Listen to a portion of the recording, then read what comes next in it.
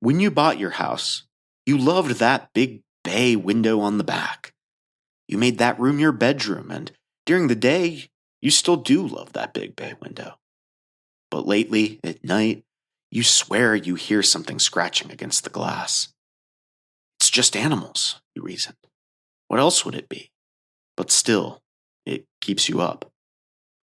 It's 3 a.m. now, and you hear it again. And you tell yourself you should go look. Maybe it'll be some cute raccoons or a wayward possum. You turn on your bedside lamp, but you lay still. The scratching has stopped. Then you hear the scratching again. This time it's louder. And then you hear the whispering. You look over, finally, and you realize that you've been so wrong. This whole time, the scratching was coming from the inside. Squatting in the corner of your bedroom, running its long fingernails over your window is The Podcast Inside Your House by Annie Marie Morgan and Kevin Schrock. Today's story written by HP Lovecraft. Episode 7. The Outsider. Unhappy is he to whom the memories of childhood bring only fear and sadness. Wretched is he who looks back upon lone hours in vast and dismal chambers with brown hangings and maddening rows of antique books, or upon odd watches and twilight groves of grotesque, gigantic, and vine-encumbered trees that silently wave twisted branches far aloft. Such a lot the gods gave to me, the dazed, the disappointed, the barren, the broken. And yet I am strangely content, and cling desperately to those sere memories when my mind momentarily threatens to reach beyond to the other.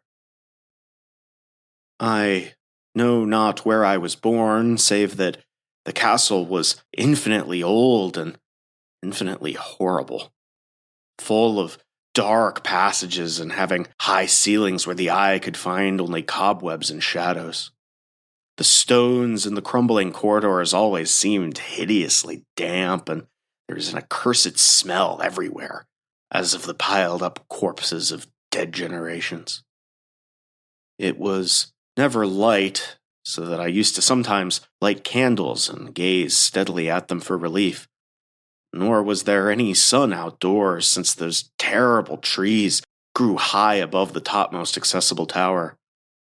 There was one black tower that reached above the trees into the unknown outer sky, but that was partially ruined and could not be ascended save by a well-nigh impossible climb up the sheer wall, stone by stone. I must have lived years in this place, but I cannot measure the time. Beings must have cared for my needs, yet I cannot recall any person except myself, or anything alive but the noiseless rats and bats and spiders. I think that whoever nursed me must have been shockingly aged, since my first conception of a living person was that of something mockingly like myself, yet distorted, shriveled, and decaying like the castle. To me, there was nothing grotesque in the bones and skeletons that strewed some of the stone crypts deep down among the foundations. I fantastically associated these things with everyday events, and thought them more natural than the colored pictures of living beings which I found in many of the moldy books. From such books I learned all that I know. No teacher urged or guided me, and I do not recall hearing any human voice in all of those years, not even my own, for although I had read of speech, I had never thought to try and speak aloud. My aspect was a matter equally unthought of, for there were no mirrors in the castle, and I merely regarded myself by instinct as akin to the youthful figures I saw drawn and painted in the books. I felt conscious of youth because I remembered so little.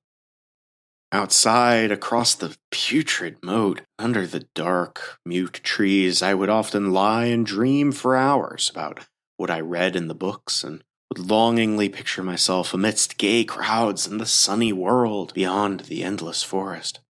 Once I tried to escape from the forest, but as I went farther from the castle, the shade grew denser and the air more filled with brooding fear, so that I ran frantically back lest I lose my way in a labyrinth of nighted silence.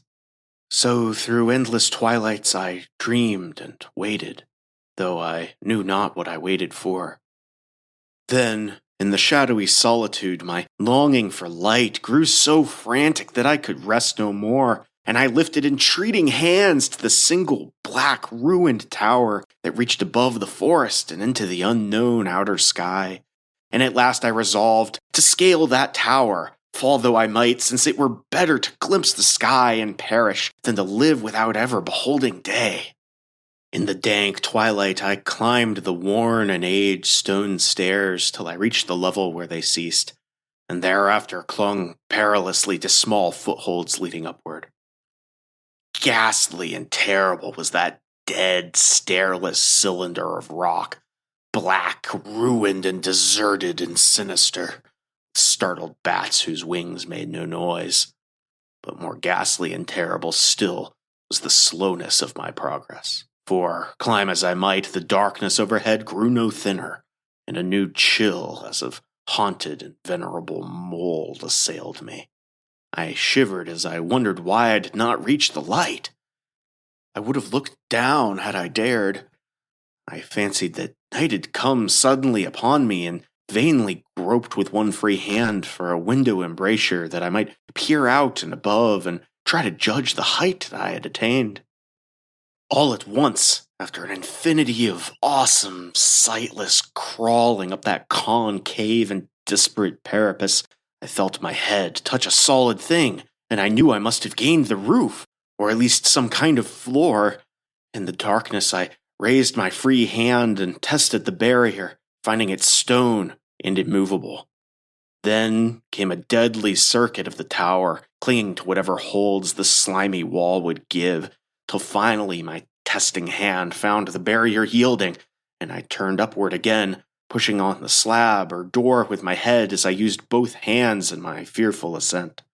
There was no light revealed above, and as my hands went higher, I knew that my climb was for the nonce ended, since the slab was the trap door of an aperture, leading to a level stone surface of greater circumference than the lower tower. No doubt the floor of some lofty and capacious observation chamber. I crawled through carefully and tried to prevent the heavy slab from falling back into place. I failed in the latter attempt. As I lay exhausted on the stone floor, I heard the eerie echoes of its fall, but hoped when necessary to pry it open again. Believing I was now at prodigious height, far above the cursed branches of the wood, I dragged myself up from the floor and fumbled about for windows that I might look for the first time upon the sky and the moon and the stars of which I had read. But on every hand I was disappointed, since all that I found were vast shelves of marble, bearing odious, oblong boxes of disturbing size. More and more I reflected and wondered what hoary secrets might abide in this high apartment so many aeons cut off from the castle below. Then, unexpectedly, my hands came upon a doorway, where hung a portal of stone, rough with strange chiseling. Trying it, I found it locked, but with a supreme burst of strength, I overcame all obstacles and dragged it open inward.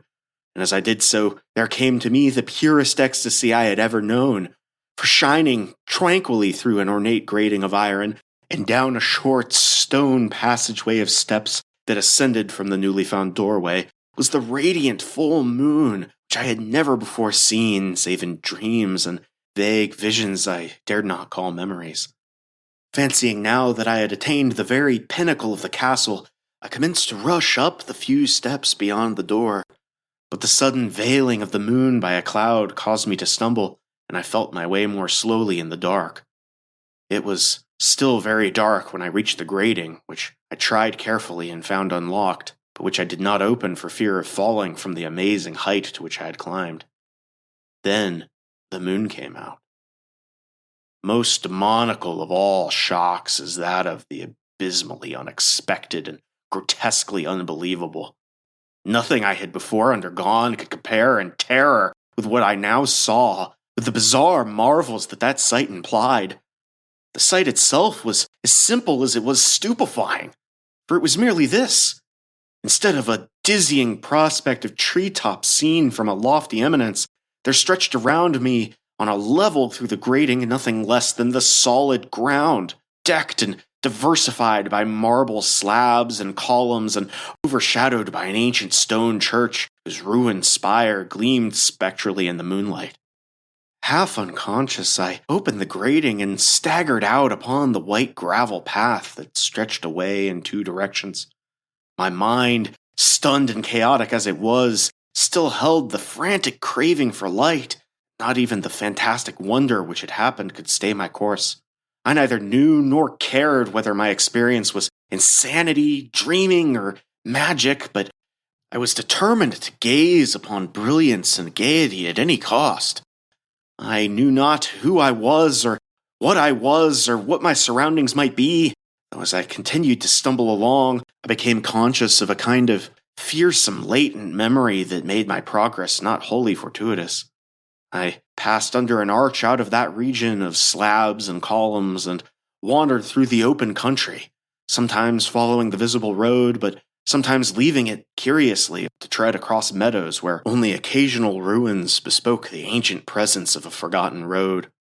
Once I swam across a swift river where crumbling, mossy masonry told of a bridge long vanished. Over 2 hours must have passed before I reached what seemed to be my goal, a venerable, ivied castle in a thickly wooded park, maddeningly familiar, yet full of perplexing strangeness to me. I saw that the moat was filled in and that some of the well-known towers were demolished whilst new wings existed to confuse the beholder. But what I observed with chief interest and delight were the open windows, gorgeously ablaze with light and sending forth sound of the gayest revelry. Advancing to one of these, I looked in and saw an oddly dressed company indeed, making merry and speaking brightly to one another. I had never seemingly heard human speech before, and could guess only vaguely at what was said. Some of the faces seemed to hold expressions that brought up incredibly remote recollections, while others were entirely alien. I now stepped through the low window into the brilliantly lighted room, stepping as I did so from my single bright moment of hope to my blackest convulsion of despair and realization. The nightmare was quick to come, for as I entered, there occurred immediately one of the most terrifying demonstrations I had ever conceived. Scarcely had I crossed the sill when there descended upon the whole company a sudden and unheralded fear of hideous intensity, distorting every face and evoking the most horrible screams from nearly every throat. Flight was universal, and in the clamor and panic several fell in a swoon and were dragged away by their madly fleeing companions. Many covered their eyes with their hands and plunged blindly and awkwardly in their race to escape, overturning furniture and stumbling against the walls before they managed to reach one of the many doors. The cries were shocking, and as I stood in the brilliant apartment, alone and dazed, listening to their vanishing echoes, I trembled at the thought of what might be lurking near me unseen. At a casual inspection, the room seemed deserted, but when I moved towards one of the alcoves, I thought I detected a presence there. A hint of motion beyond the golden arched doorway leading to another and somewhat similar room. As I approached the arch, I began to perceive the presence more clearly, and then, with the first and last sound I ever uttered, a ghastly ululation that revolted me almost as poignantly as its noxious cause, I beheld in full, frightful vividness the inconceivable, indescribable, and unmentionable monstrosity which had, by its simple appearance, changed a merry company to a herd of delirious fugitives. I cannot even hint what it was like, for it was a compound of all that is unclean, uncanny, unwelcome, abnormal, and detestable. It was the ghoulish shade of decay, antiquity, and desolation, the putrid, dripping eidolon of unwholesome revelation, the awful bearing of that which the merciful earth should always hide. God knows it was not of this world. were no longer of this world. Yet to my horror, I saw in its eaten away and bone-revealing outlines a leering, abhorrent travesty on the human shape, and in its moldy, disintegrating apparel, an unspeakable quality that chilled me even more. I was almost paralyzed, but not too much so to make a feeble effort towards flight, a backward stumble which failed to break the spell in which the nameless, voiceless monster held me. My eyes, bewitched by the glassy orbs which stared loathsomely into them, refused to close, though they were mercifully blurred and shrewd the terrible object, but indistinctly after the first shock. I tried to raise my hand to shut out the sight, yet so stunned were my nerves that my arm could not fully obey my will. The attempt, however, was enough to disturb my balance so that I had to stagger forward several steps to avoid falling. As I did so, I became suddenly and agonizingly aware of the nearness of the carrion thing, whose hideous, hollow breathing I half fancied I could hear. Nearly mad, I found myself yet able to throw out a hand to ward off this fetid apparition which pressed so close, when in one cataclysmic second of cosmic nightmarishness and hellish accident, my fingers touched the rotting, outstretched paw of the monster beneath the golden arch. I did not shriek, but all the fiendish ghouls that ride the night wind shrieked for me, as in that same second there crashed down upon my mind a single and fleeting avalanche of soul-annihilating memory. I knew in that second all that had been. I remembered beyond the frightful castle and the trees, and recognized the altered edifice in which I now stood. I recognized, most terrible of all, the unholy abomination that stood leering before me as I withdrew my sullied fingers from its own. But in the cosmos, there is balm as well as bitterness, and that balm is nepenthe. In the supreme horror of that second, I forgot what had horrified me, and the burst of black memory vanished in a chaos of echoing images. In a dream, I fled from that haunted and accursed pile and ran swiftly and silently in the moonlight. When I returned to the churchyard place of marble and went down the steps, I found the stone trap door immovable. But I was not sorry, for I had hated the antique castle and the trees. Now I ride with the mocking and friendly ghouls on the night wind and play by day amongst the catacombs of Nephrin Ka in the sealed and unknown valley of Hadath by the Nile. I know that the light is not for me save that of the moon over the rock tombs of Neb, nor any gaiety save the unnamed feasts of Nitocris beneath the Great Pyramid. Yet in my new wildness and freedom I almost welcome the bitterness of alienage. For although nepenthe has calmed me, I know always that I am an outsider, a stranger in this century and among those who are still men. This I have known ever since I stretched out my fingers to the abomination within that great gilded frame, stretched out my fingers and touched a cold and unyielding surface of polished glass. Thank you for tuning in to this episode of The Podcast Inside Your House. To hear every tale of terror as they're released, subscribe to our show on your podcast app or on YouTube. And, until next time, remember to pay attention to your reflection, because it's certainly paying attention to you.